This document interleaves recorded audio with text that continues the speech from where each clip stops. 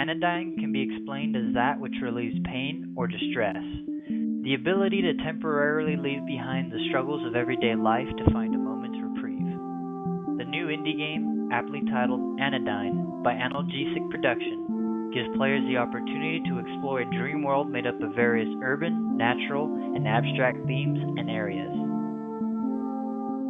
Through a combination of 16-bit graphics and serene audio aesthetics, this Zelda-inspired action-adventure tasks the player with navigating the dream world of protagonist Young. Through puzzles, discovery, and combat, players set out to find cards that encapsulate characters, items, and monsters that inhabit the dream landscape in order to bring balance to the imagination of Young. Trippy, right? Unfortunately, to delve into the game's story at any depth would involve spoilers, but what can be said is this adventure is unlike any other. It plays off the established tropes present in the action-adventure genre that have been introduced by Zelda. While a love letter to the beloved Zelda franchise, Anodyne also playfully pokes fun through its witty humor and dark undertones. What separates this game from being just another Zelda clone is its focus on psychological issues, and embedding them throughout various characters, monsters, and locations present throughout the game. If one were so inclined, they could spend weeks analyzing the various themes and identifying which characters represent what emotions in Young's psyche, and so on.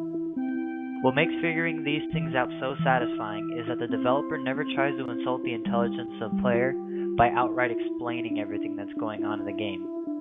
That earns the developer some respect. Anodyne's controls are simple and responsive.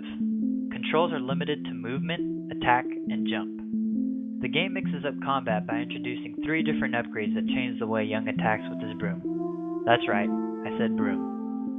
The inclusion of a jump mechanic also opens up gameplay to jump puzzles that each prove to be some of the game's more difficult puzzles.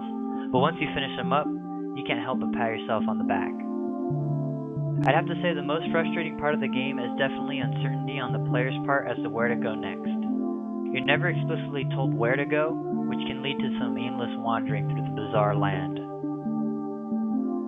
Though Anodyne is a relatively short game, its replay value opens up the game for the truly dedicated. Towards the end of the game, a series of events occur that give the player a taste of what they can truly do in Young's dream world. This newfound power serves as motivation to explore the already charted terrain to uncover new secrets. And before I go, I'm going to leave you guys with a nice little list as to what I thought of the game. Pros include a nostalgic atmosphere, challenging puzzles, and Zelda-esque gameplay. The only negative thing I can say about the game is that at times it has an unclear objective. I give Anodyne a 4 out of 5.